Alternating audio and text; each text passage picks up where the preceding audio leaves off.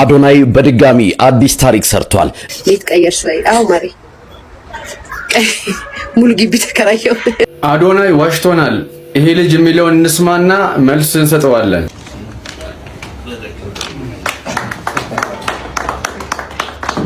የአዶናይ 3 ትላልቅ ውሸቶች። ሶስተኛው በጣም ከባድ ነው።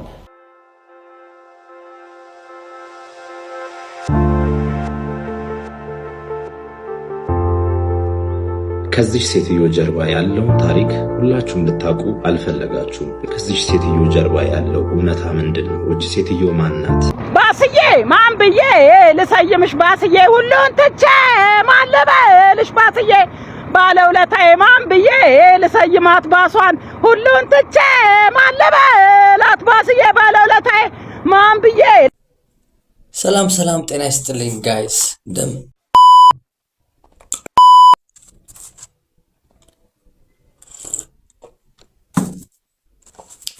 ሰላም ጤና ይስጥልኝ ጋይስ እንደምን አደራችሁ? እኔ እግዚአብሔር ይመስገን ደህና ነኝ። እንግዲህ እንደተለመደው አዳዲስና ወቅታዊ መነጋገሪያ ጉዳዮችን ይዤላችሁ መጥቻለሁ። አብራችሁ እስከ መጨረሻ እንድትቆዩ በትህትና ጠይቃችኋለሁ ማለት ነው። እንግዲህ አዲስ ከሆናችሁ ሰብስክራይብ እንዲሁም ላይክ በማድረግ ይህንን ቪዲዮ እንድትጀምሩና ሁሉም ላይ እንዲዳረስ እንድታደርጉልኝ በትህትና ጠይቃችኋለሁ ማለት ነው። እንግዲህ ወደ ቀዳሚውና መጀመሪያ ቪዲዮ ላሽጋግራችሁና ተመልሼ እመጣለሁ። መልካም ቆይታ ይሁንላችሁ። God have mercy upon us.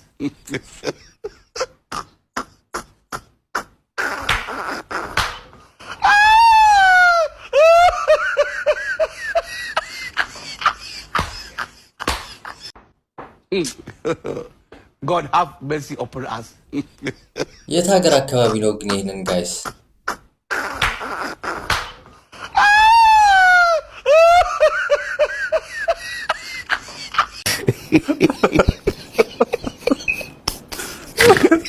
ጋይስ አሁን ከላይ ወጥቼ ስክሮል ያደረኩኝ አንድ ቪዲዮ አየሁኝና በጣም ያሳቀኝና አንድ ኮሜንት ነው ማነብላችሁ። ቪዲዮ ነሳቻችሁ ልመለስና ኮሜንቱን አነብላችኋለሁ። የትም እንዳትሄዱ። በኢትዮጵያ 33,660,000 ብር የሚፈጅ ሙሉ የአንገት ክራውንና ቀበቶ ይሄ የምታዩት 1100 ኪሎ ነው። በድርሃም ደግሞ 660,000 ድርሃም ነው። እና የትም ሀገር የምትፈልጉ ሰዎች ልክ እንደዚህ አይነት ወርቅ በጣም የሚያማምሩ አሉ።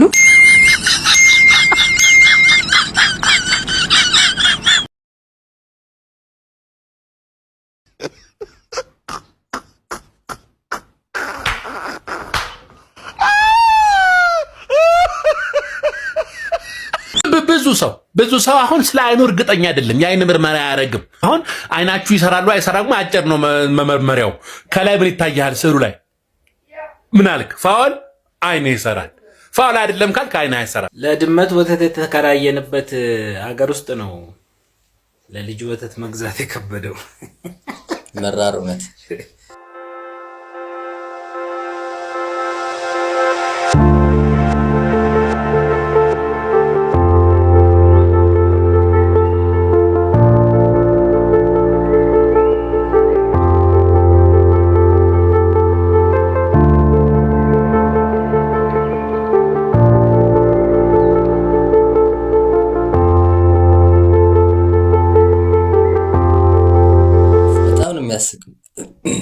ቤት ቀየርሽ ወይ? አዎ ማሪ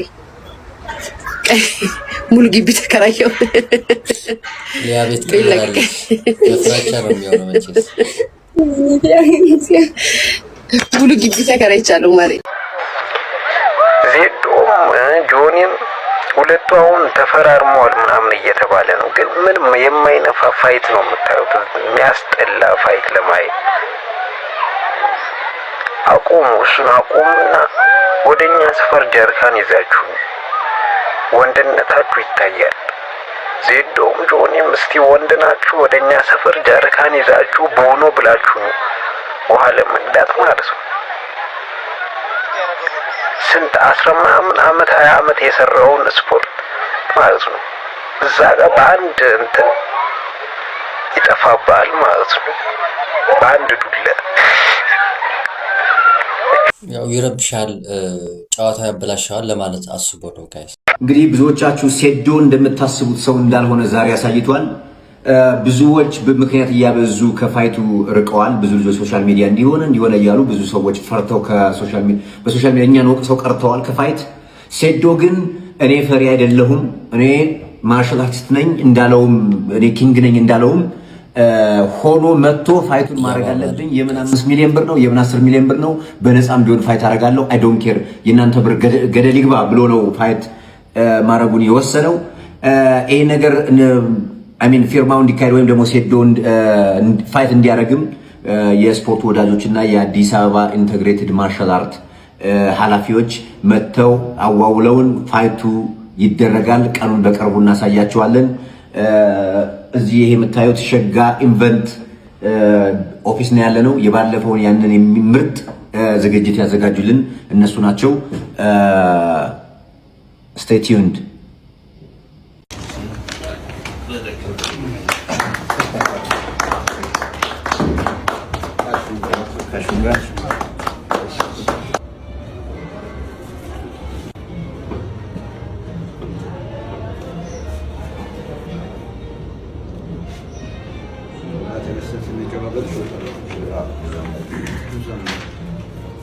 አሪፍ ነው ባይ ዘ ወይ ጋይስ፣ በጣም አሪፍ እንትን ነው የሚሆነው።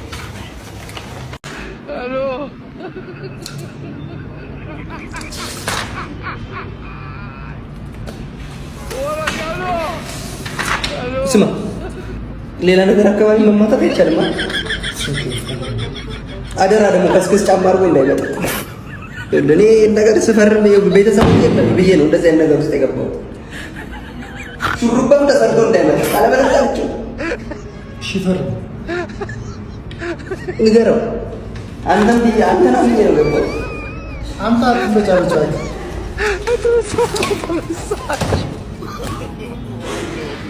ሆነ በርካታ ሰዎች እንግዲህ ሴዶ ምን ሆኖ ነው እያሉ እየጠየቁ ይገኛሉ። በዛሬው ዕለት እንግዲህ ሴዶ ማርሻል ከአዘጋጆቹ ጋር ሲፈራረም ያሳየው ይህንን የፊት ገጽታ በሶሻል ሚዲያ ላይ በከፍተኛ ሁኔታ መነጋገሪያ ሆኗል። አንዳንዶች ሁኔታውን በደንብ አላመነበትም ያሉ ሲሆን፣ አንዳንዶች ደግሞ በድንገት የተፈጠረ ሁኔታ ነው እያሉም ይገኛሉ።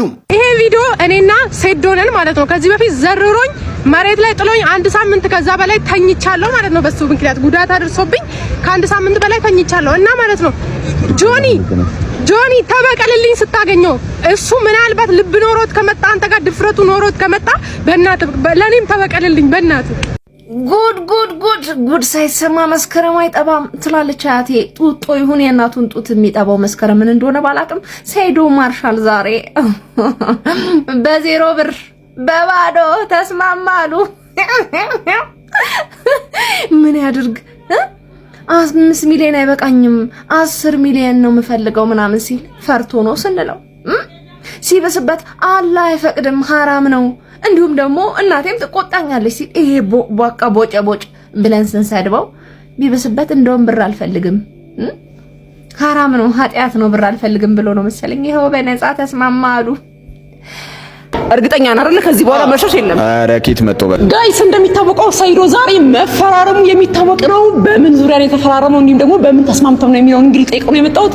ሰይዶ በምን ተስማምታችሁ ነው የተፈራረምከው? እንደተባለው 10 ሚሊዮን ብሩ ተፈቅዶልኝ ወይስ ደግሞ እንዴት ነው? እኔ የተፈራረምኩት ለማርሻል አርት ክብር በይበልጥ ደግሞ ለሀገር ገጽታ ነው።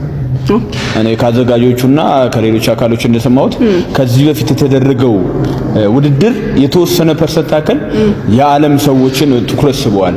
ስለዚህ ይሄ ነገር ለቱሪዝም፣ ለሀገር ግንባታ፣ ለሀገር ገጽታ ግንባታ በጣም ወሳኝ ስለሆነ ዓለም ትኩረት አሁን ደግሞ እኔ በጣም በቃ እኔ በመግባት ሙሉ ዓለም ትኩረት ተሰጥቷል። ስለዚህ የውድድር ለማየት በጣም ብዙ ቱሪስት ይመጣል ማለት ነው። ብዙ ለዓለም አይን እንቀርባለን ማለት ነው ውድድር በማዘጋጀታችን ማለት ነው። ኖት ኦንሊ አሜሪካ ሳይሆን ኢትዮጵያ የሚክስር ማርሻል አርት ውድድር የሚካሄድባት ትልቅ ሀገር ነች። ስፔሻሊ አዲስ አበባ ትልቅ ከተማ ነች እንዲባል ፈልጌ ነው። ለዛ ነው የገባሁት እንጂ በብሩ ተስማምታ አይደለም። እኔ ብሩ በቃ ነገርኩሽ እኮ ለዚህ ነው በቃ ለክብር በቃ ሀገሬን ለማስጠራት ሀገሬ ላይ የሆነ አሻራ ለመጣል ነው ማለት ነው። ገብቶሻል? ሰምታችኋል። 10 ሚሊዮን ብሩ ተፈቅዶለት ሳይሆን ማለት ነው ለሀገር ግንባታ ሲል ነው እንግዲህ ሰይዶ የተፈራረመው። እርግጠኛ ነን አይደል? ከዚህ በኋላ መሸሽ የለም። ኧረ ኬት መጥቶ በቃ እኮ ለሀገር ገጽታ ግንባታ ስለሆነ ኖ ሞር እናቴ ትቆጣኛለች። እንደዚህ አሪፍ ግርማ ያስፈልገዋል እንዴ መሸለም አለበት። በነፃ እንዳትፋለም ሰይዶ እንዳይቆጭ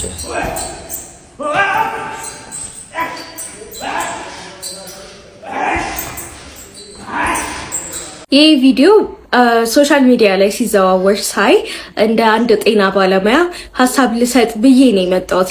ሶ ፕላምፒነት የምንለው ወይንም በሜዲካል ተርሙ ሬዲ ቱ ዩዝ ቴራፒቲክ ፉድ እና ሬዲ ቱ ዩዝ ሰፕሊመንታል ፉድ ቀዩና ኦሬንጁ ማለት ነው እንደዚህ በመባል ይታወቃሉ።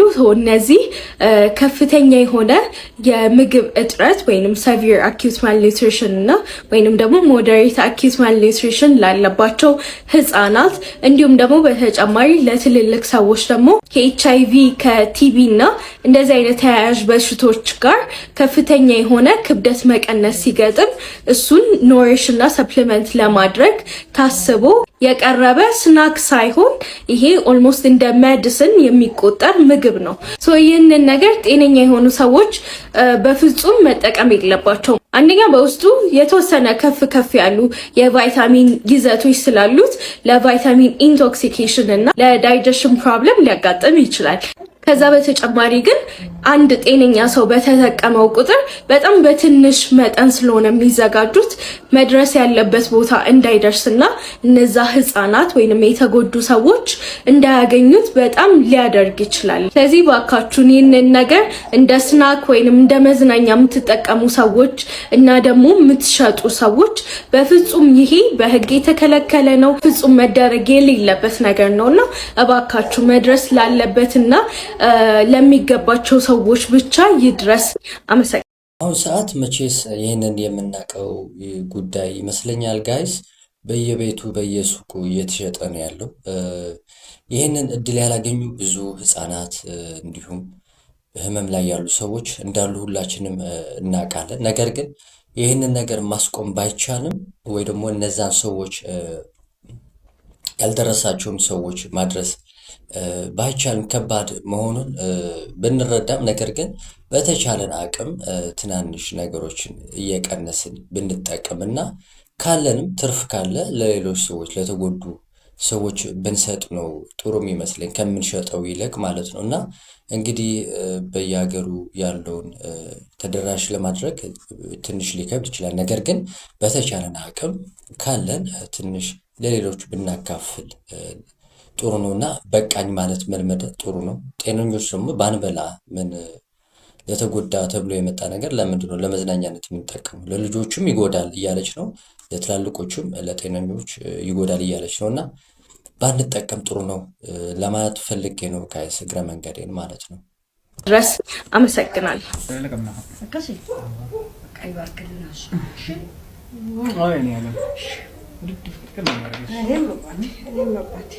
እዚህ ነው እንዲህ መንከባከባ ይሄ እንክብካቤ ምን ጊዜ አለ አይደል? ማታ ማታ ሪሌሽን ፉል ፓኬጅ ብየዋለሁ።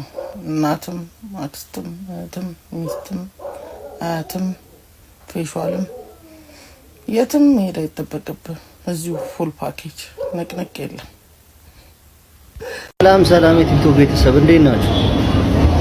ሰሞኑን የሚራገበው ነገር ማለት ነው ትልቅ ሴትዮ አቅፎ የተነሳው ወጣት በጣም እየተራገበ ነው ሰሞኑን እና ስለሱ ለወራ ፈልጌ እና ወንድ ልጅ ብዙ ጊዜ ይገንበታል። ለምን እንደሆነ ሴቷ ቻይና የለ ናይጄሪያ የለ ቲቻዴ ለአያቷን የሚያክል አግብታ ስትኖር አንድ ሰው ተንጫጭቶ ያውቃል ወይ? ወንድ ልጅ ህይወት የለውም? የሚፈልገው ሙድ አራምድም? እንዴት ነው የምታስቡት? ቆይ ከተመቻቹ መብታቸው ነው። ሁሉ ጊዜ እንደ ራሳችሁ አስቡት። ሴቶች ደገፍ በሉና አስቡበት። ሌላ አዲስ ነገር የለም። ይሄ የተሻለ ሀሳብ ነው ያቀረበው ከሌሎቹ ይልቅ ማለት ነው። ሌላው ሲተርብ ምናምን ነበር። ይሄ ግን ጥሩ አስተያየት ነው የሰጠው ጋይስ። ከዚህ ሴትዮ ጀርባ ያለውን ታሪክ ሁላችሁም ልታውቁ አልፈለጋችሁም። ከዚህ ሴትዮ ጀርባ ያለው እውነታ ምንድን ነው? እቺ ሴትዮ ማናት? ሮዝ ዳውድ ትባላለች። ለብዙ ዓመታት ነው እንግዲህ አረብ ሀገር በውጭው ዓለም የኖረችው። ቤተሰቧን ለማኖር ቤተሰቧን ለመጦር እድሜዋን፣ ወጣትነቷን፣ ጉልበቷን የከፈለች ሴት ናት ሮዝ ዳውድ ማለት።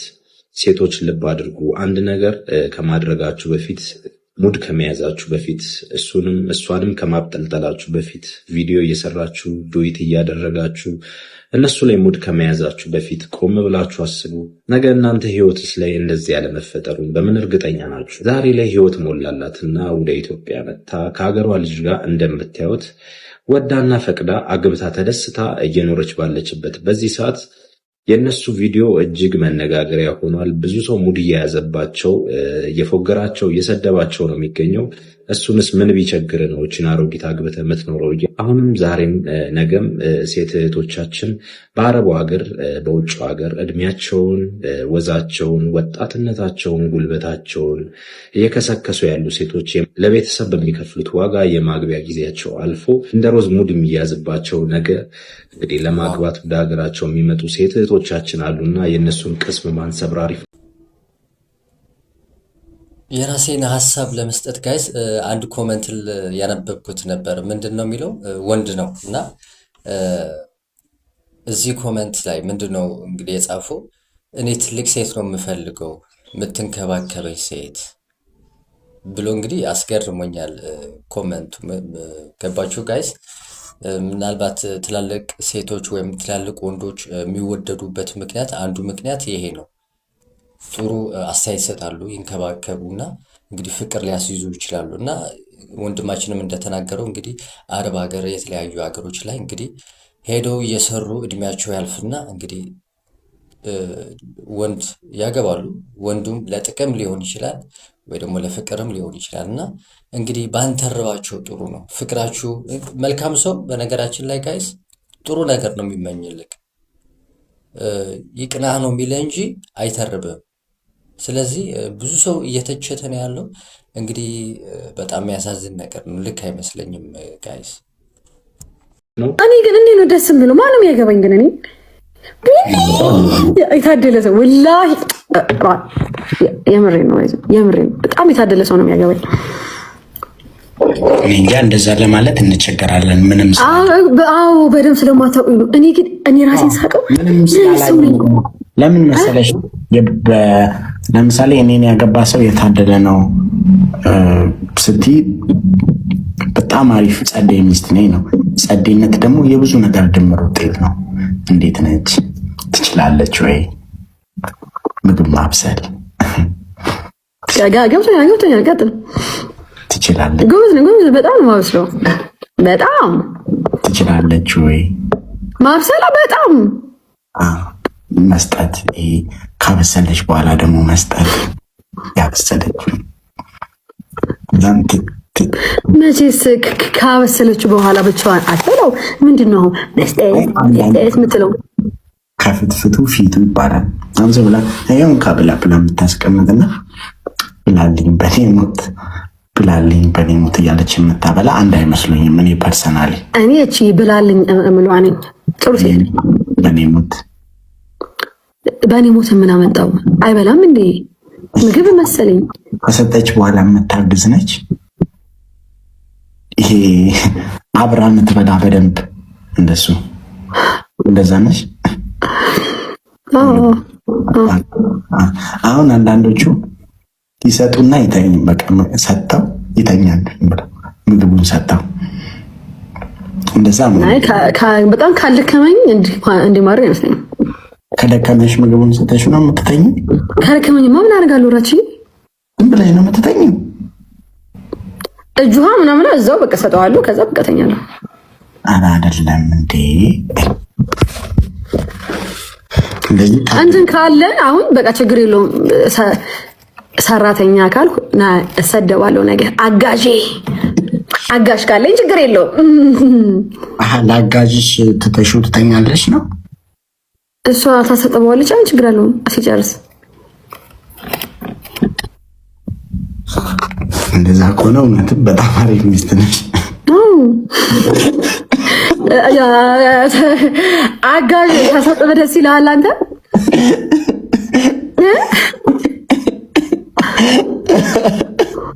ኧረ ወይኔ እግዚአብሔር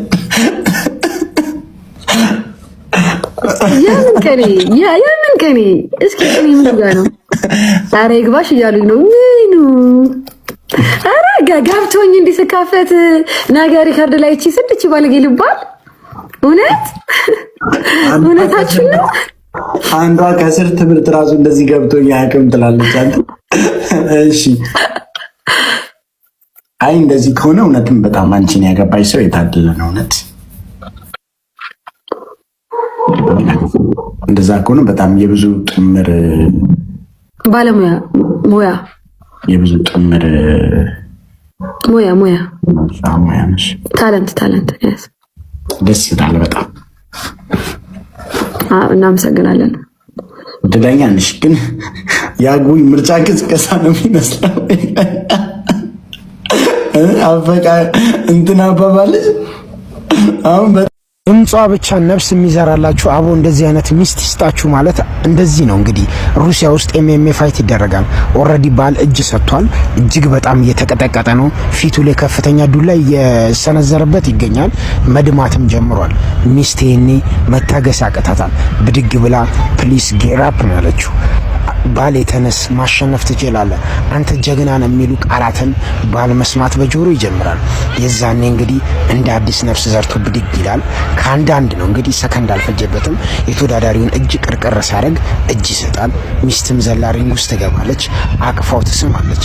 ባልም ይሄ ሜዳሊያ ላንቺ ነው የሚገባ ብሎ ለሷም ይሰጣታልና ምን አይነት መታደል ነው እንደዚህ አይነት ሰው አሸንፎ ነው። እስኪ ቆይ ትንሽ እንመልሰው። እስኪ ድምጿ ብቻ ነፍስ የሚዘራላችሁ አቦ እንደዚህ አይነት ሚስት ይስጣችሁ ማለት እንደዚህ ነው። እንግዲህ ሩሲያ ውስጥ ኤምኤምኤ ፋይት ይደረጋል። ኦልሬዲ ባል እጅ ሰጥቷል። እጅግ በጣም እየተቀጠቀጠ ነው። ፊቱ ላይ ከፍተኛ ዱላ እየሰነዘረበት ይገኛል። መድማትም ጀምሯል። ሚስት ይሄኔ መታገስ ያቅታታል። ብድግ ብላ ፕሊስ ጌራፕ ነው ያለችው።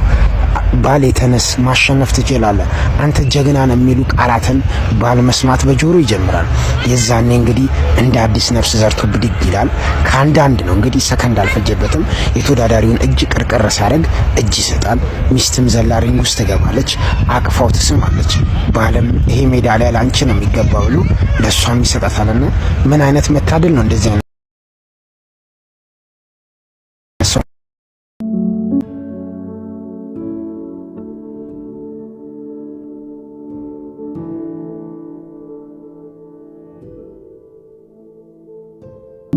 ሁለት ሺህ 18 ግን ሸሌ የሆነ ዘመን መድኃኒዓለም የለም። ምን ጉድ ነው ይሄ በመድኃኒዓለም ቂጡ ግድግዳ የሚያህል ሰውዬ ጺሙ 5 የስሜት ሕዋሳት ላይ ጸጉር ያበቀለ ሰውዬ እናቱ እንደዚያ ግጥም አድርጎ የሚስም በመድኃኒዓለም ካሜራ ተደቅኖ የእናቶች ቀን ነው ጋይስ። እንደዚህ ምንኛው 8ኛው ሺህ ደረሰ በመድኃኒዓለም 2018 ሲጀመር አገባቡ ልክ አይደለም። ዲቃላ የሆነ ዘመን 2018 ሸሌ የሆነ ዘመን መብራን የምሬ እናት ልጅ እናቱን የማይምርበት ዘመን ማለት ይሄ ነው። ትልቅ ሰው እያደላ እንዴ እንደዚያ ግጥም አድርጎ ከንፈሯ እናቱን ይስማታል። ምን ጉድ ነው ጋይስ! አረ ወዴት እየሄድን ነው? በመድኃኒዓለም አፈር ብላ እናንተ ወጥምሻ የምታል ሰውዬ ፈለግ አድርገህ ከፍለም ቢሆን አስመም እንዴ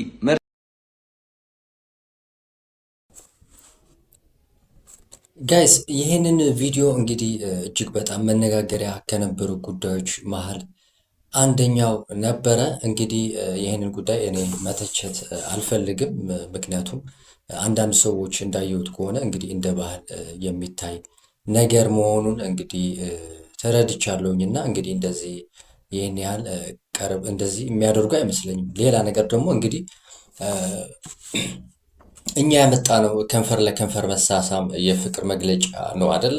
እንግዲህ ይህንን ነገር በብዙ ሀገሮች ላይ የሚደረግ ነገር ነው። ለወላጆቻቸው፣ ለእናቶቻቸው፣ ለልጆቻቸው እንደዚህ ከንፈር ለከንፈር ሲሳሳሙ አይተናል አይደለ? እና ይህንን ያህል ተጋኖ የሚወራ አይመስለኝም። ለእናቱ ከንፈሯን ስለሳመ ችግር አለበት ብዬ አላምንም። ተረዳችሁ?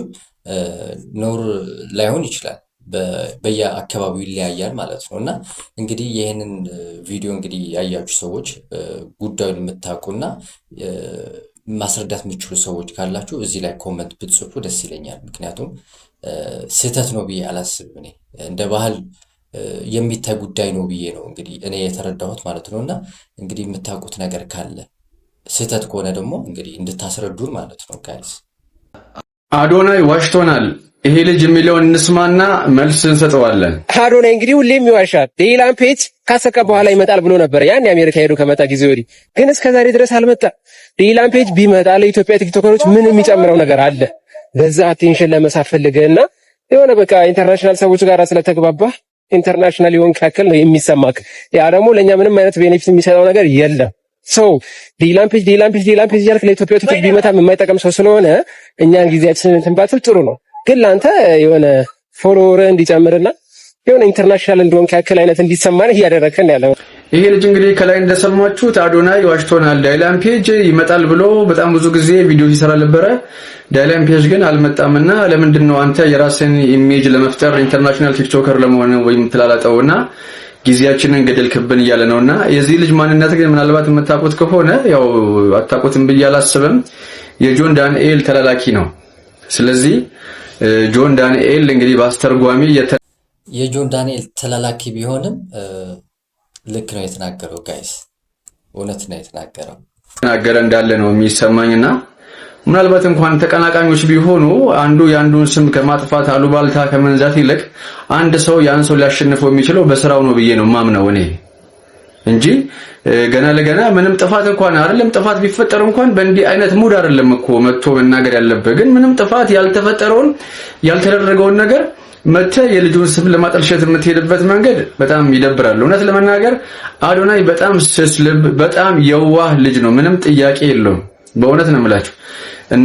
አንተና ጓደኞች ምናልባት ለዚህ ንግግር ይቅርታ አድርጉልኝ፣ በጣም መሰሪ እንደሆናችሁ ከጀርባችሁ የምትሰሯቸው ስራዎች ያስታውቃሉና ይህ እንዲህ አይነት ብልግና ምናምን ጥሩ አይደለም። በቃ ስሩ እስቲ እናንተ እንደ ሴት አሉባልታ ቁጭ ብላችሁ የሆነ ተንኮል ካልኩሌት ከምታደርጉ ውጡና ስሩ።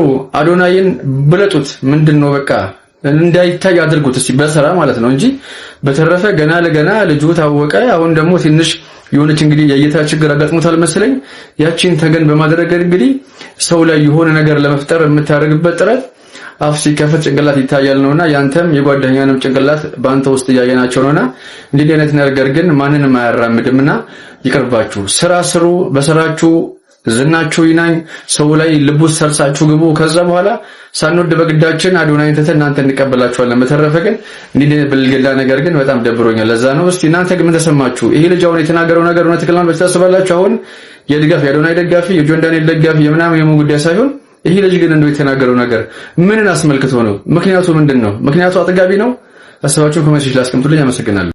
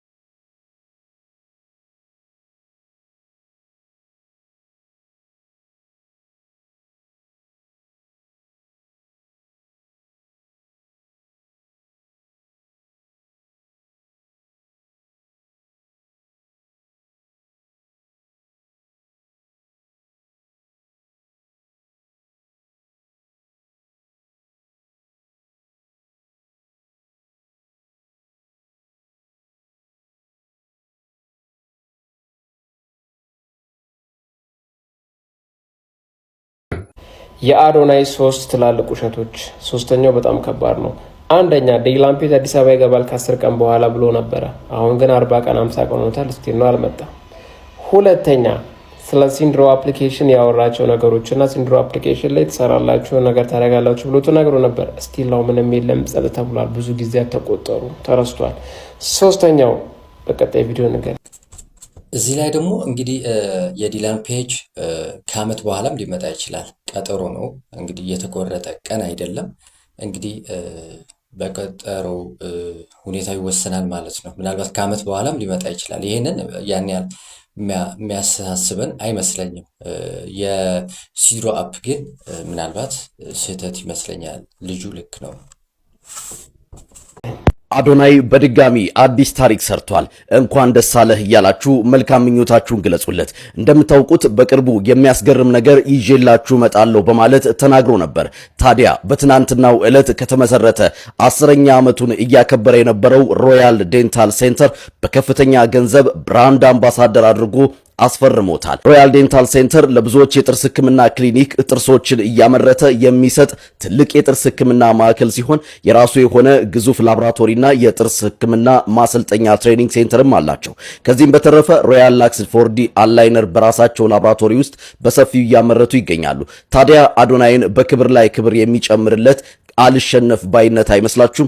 ታታሪነት ሁልጊዜም ውጤቱ ስኬት ነው። ለአዶናይ ያላችሁን መልካም ምኞት በኮሜንት ግለጹለት። እንዲሁም በሮያል ዴንታል እና በአዶናይ አዲስ ጥምረት ምን አይነት ስራዎችን ትጠብቃላችሁ? ቪዲዮውን ሼር በማድረግ ደስታችሁን አጋሩ። መልካም ጊዜ።